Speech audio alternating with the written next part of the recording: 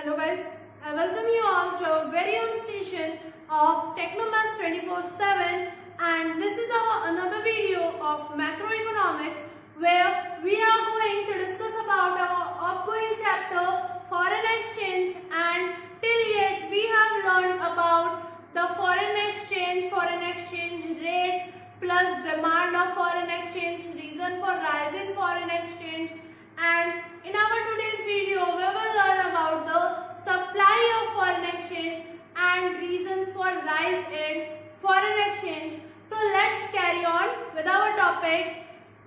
So first of all, what are the reasons why supply of foreign exchange is needed, या supply of foreign exchange क्यों होती है, कैसे होती है?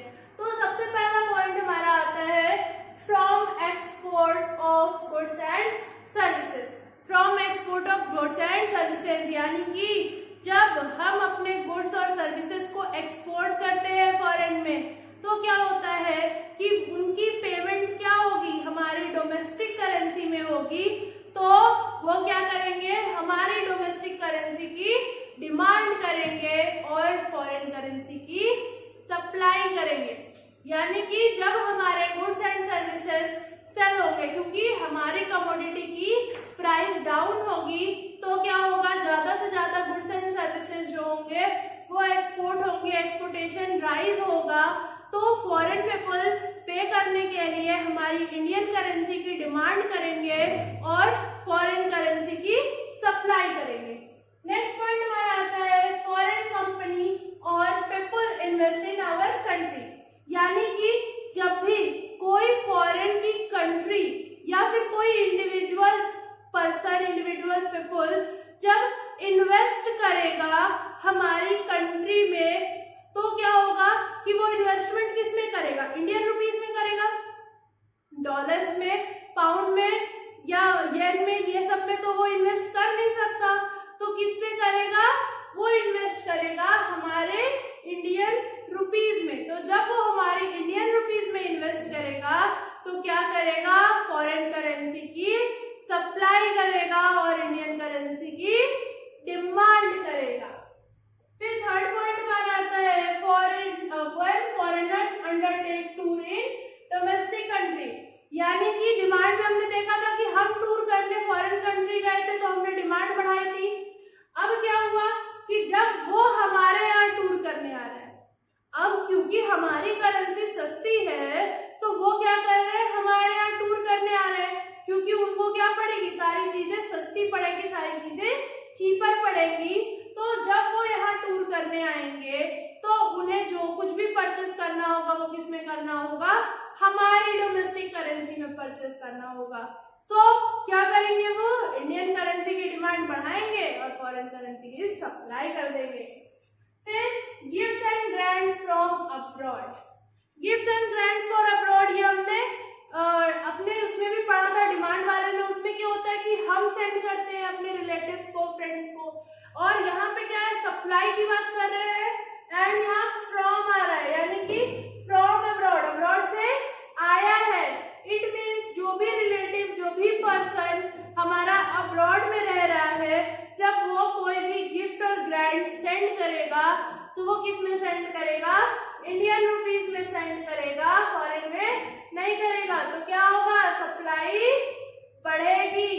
क्या होगा, सप्लाई बढ़ेगी।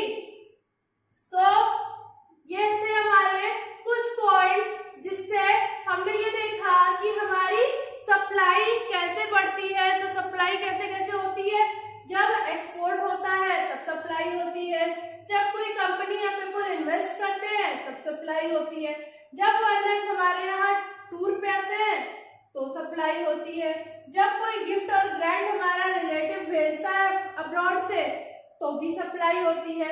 सो ये थे हमारे पॉइंट्स जिसमें हमने ये देखा कि सप्लाई कैसे होती है। अब हम आगे ये देखेंगे कि हमारे ऐसे कौन कौन से रीजंस हैं जिससे हमारी सप्लाई राइज करती है।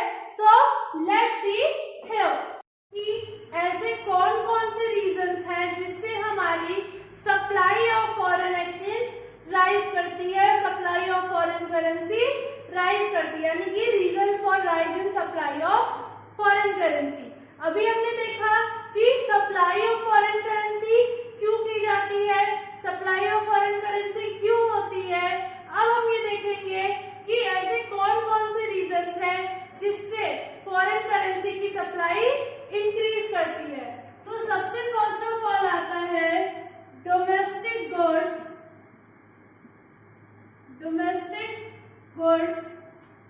Become cheaper. Domestic goods become cheaper. क्या होता है कि जो हमारे डोमेस्टिक गुड्स है वो सस्ते हो जाते हैं, उनका रेट कम हो जाता है। तो क्या होता है कि फॉरेनर्स ज्यादा से ज्यादा हमारे डोमेस्टिक गुड्स को लेते हैं, डोमेस्टिक गुड्स को परचेज करते हैं। तो क्या होता है कि एक्सपोर्ट भी राइज होता है। एक्सपोर्ट जो है वो क्या होता है, राइज होता है। प्लस जब वो लोग हमारी कमोडिटी को परचेज करेंगे तो क्या होगा कि हमारी कमोडिटी के लिए वो डिमांड करेंगे, क्योंकि हमें हमारी करेंसी में पे करना होगा। तो उसके लिए वो हमारी करेंसी की डिमांड करेंगे और फॉरेन करेंसी हमें देंगे। तो क्या होगी कि फॉरेन करेंसी की सप्लाई बढ़ जाएगी, क्योंकि वो डिमांड किसकी करेंगे, इंडियन रुपीस की करेंगे, क्योंकि उन्हें हमारी कमोडिटी परचेस करनी है। तो वो इंडियन रुपीस की डिमांड करेंगे और फॉरेन करेंसी देंगे। तो क्या होगा कि फॉरेन करेंसी की सप्लाई बढ़ जाएगी। यानी फर्स्ट रीजन क्या है कि जब हमारी कंट्री यानी हमारी डोमेस्टिक कंट्री का रेट जो है वो फॉल होगा या फॉरेन एक्सचेंज रेट फॉल होगा तो हमारे गुड्स चीपर हो जाएंगे और ज्यादा से ज्यादा फॉरेन पीपल क्या करेंगे, हमारे गुड्स को परचेस करेंगे, जिसके लिए उनकी डिमांड बढ़ेगी रुपीस की और वो फॉरेन करेंसी हमें दे के जाएंगे। सेकंड आता है make gain from speculative services. अभी हमने demand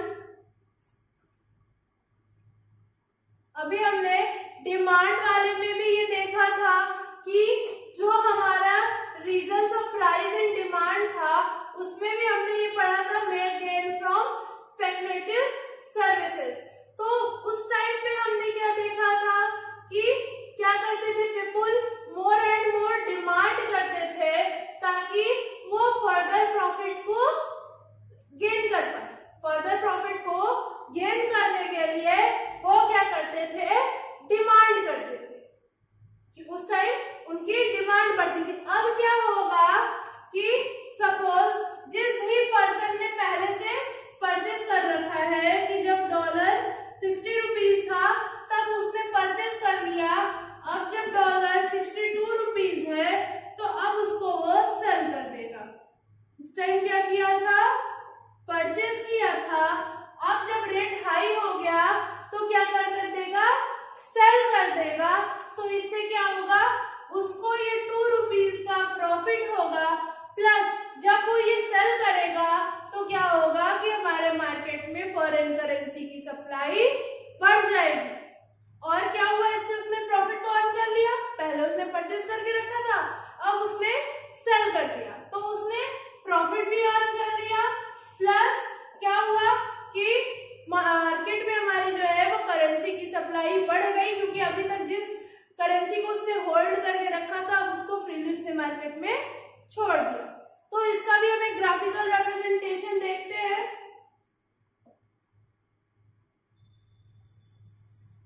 so this is our graph y and x। ये हमारा क्या है, supply of foreign exchange, supply of foreign exchange, और ये हमारा क्या है, रेट ऑफ फॉरेन एक्सचेंज। ठीक है, ये हमारा हो गया सप्लाई ऑफ फॉरेन एक्सचेंज, ये हमारा हो गया रेट ऑफ फॉरेन एक्सचेंज। और हम ये जानते हैं कि हमारा सप्लाई कर्व कैसे होता है, इस तरह होता है। हमारा सप्लाई कर्व कैसे होता है, इस तरह होता है और सप्लाई को हम ऐसे डिनोट करते हैं। तो ये हमारा हो गया सप्लाई कर्व। अब हम इसमें देखते हैं कि सपोज अगर हमारा रेट आर है, यानी कि हमारा रेट आर है, तो यहाँ पे हमारी सप्लाई कितनी है, यहाँ पे हमारी सप्लाई ये है एस, यहाँ पे हमारी सप्लाई क्या है, एस है। और यही जब हमारा रेट इंक्रीज कर गया, हमारा रेट हो गया आर डैश, तो हमारी सप्लाई कितनी हो गई, हमारी सप्लाई बढ़ के एस डैश पे चली गई। यानी कि क्या हुआ, सप्लाई हमारी कहाँ गई, हमारी सप्लाई जो है वो फॉरवर्ड मूव कर गई, हमारी सप्लाई जो थी वो कहाँ मूव कर गई, फॉरवर्ड मूव कर गई।